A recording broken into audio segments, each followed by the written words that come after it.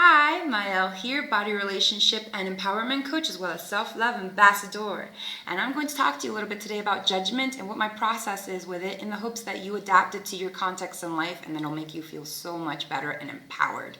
I'm talking about the kind of judgment that can come from someone either directly, for example, you're stupid, or indirectly, you're not the sharpest tool in the shed, or maybe they just said something and I just took it the wrong way.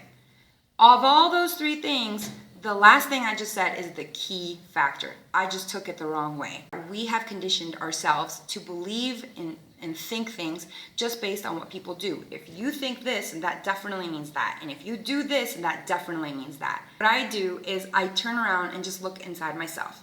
Let's say that I write a blog post and it's very vulnerable and I'm really putting myself out there and I really try to write really well and really express myself and communicate things.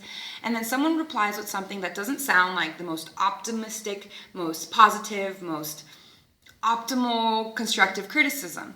Actually, if we go to that quote by Eleanor Roosevelt, where nobody can make you feel inferior without your consent, that is 100% what I'm talking about today. If I'm not giving them permission to make me feel bad, if I don't allow myself to feel bad about it, then they have no control over me. It's 100% all on me. If I'm putting myself out there and I am exposing two things, one, my heart, but also my writing, and someone comes back at me and says something negative about it, then immediately in myself, I know that it's because I put myself in a vulnerable state. That means that there's insecurity somewhere in there. And that is a key factor, because most of the time when someone says something and I get hurt by it or offended, it's because I feel insecure deep down inside.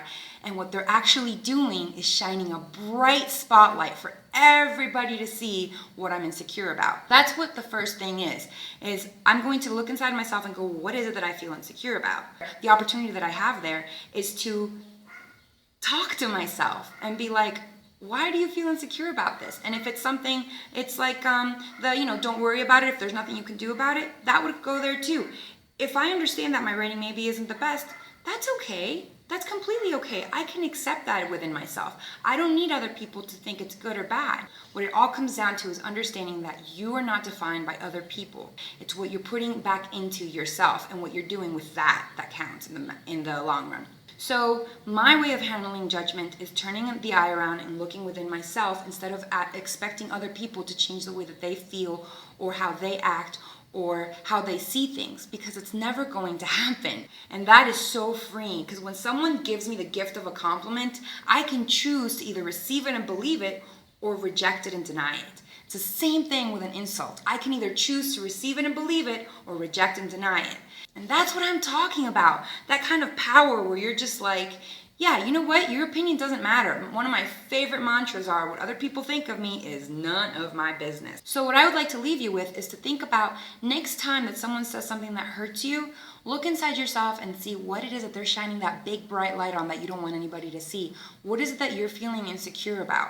No matter what it is, there's opportunity for healing. That's the great thing, is that just knowing what hurts you, that's not where it ends. Everyone has flaws. We're human. How ridiculous is it that we think we're the only ones that should be perfect when we accept so many flaws in so many other people? We have flaws. They're going to come out. You don't have to be the best at everything. You might be bad at some stuff. That's okay. You're still completely worthy of love and have amazing other qualities. So if someone calls you out on a quality that you're not very good at, or something that maybe you are good at but you're insecure about, it's okay. You don't have to take that gift of the insult or whatever it was. You don't have to be upset. You can actually be okay regardless of what other people think about you. You have no domain over how I feel, because I choose how I feel. And perspective is everything. And I'm going to talk about perspective a lot in my videos. But that's one thing that I want to offer you right now is perspective.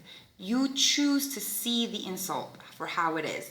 That is my process. That is the best way to just be like, I'm going to cut you out of my feelings and I choose how I feel. People don't need to tell me that I'm good in order for me to know my talent. People don't need to tell me that I'm lovable in order for me to know that I'm lovable, because I am, as you are. And you are a magnificent creature. So don't let people bring you down, okay? Those judgments are not for you to take on for yourself. You decide how you feel. And so that's it for today, and I hope that helped, and you have a wonderful, fantastic day. All my love. Bye-bye.